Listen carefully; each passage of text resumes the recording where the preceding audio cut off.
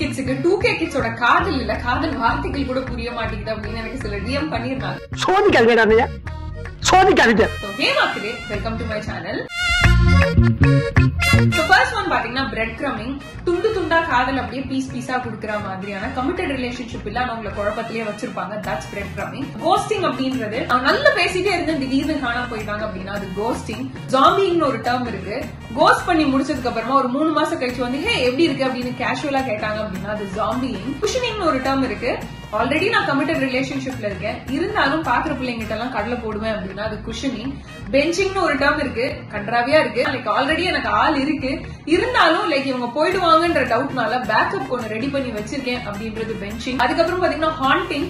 பாய் பாய் டாடா எல்லாம் சொல்லி முடிச்சதுக்கு அப்புறமா சோசியல் மீடியால வந்து நான் யாரோட இருக்கேன் என்ன பண்றேன்னு என்ன பாத்துக்கிட்டே இருக்கிறது, லைக் போடுறது, கமெண்ட் போடுறது, ஒரு மாதிரி ரொம்ப ஸ்டாக்கிங்கே அக்ரெசிவா இருந்ததுன்னா அதை நம்ம வந்து ஹாண்டிங் அப்படின்னு சொல்றோம். ஃபோமோ அப்படின்னா ஃபியர் ஆஃப் மிஸ்ஸிங் அவுட். எங்க வந்து நான் லவ் பண்ணலன்னா என்ன கூட்டத்துல சேர்த்துக்க மாட்டாங்களோன்ற காரணத்துக்காக லவ் பண்றதெல்லாம் வந்து ஃபோமோ. என் கடைசி வார்த்தை பாத்தீங்கன்னா சிச்சுவேஷன்ஷிப். Most use term. ஒரு சிச்சுவேஷன் பேஸ் பண்ணி ஒரு ரிலேஷன்ஷிப் கிரியேட் பண்றதை நம்ம சிச்சுவேஷன்ஷிப்னு சொல்றோம். இதுக்கு ஒரு பவுண்டரிஸ் இருக்காது, ஒரு கிளியர் கமிட்மெண்ட்டும் இருக்காது.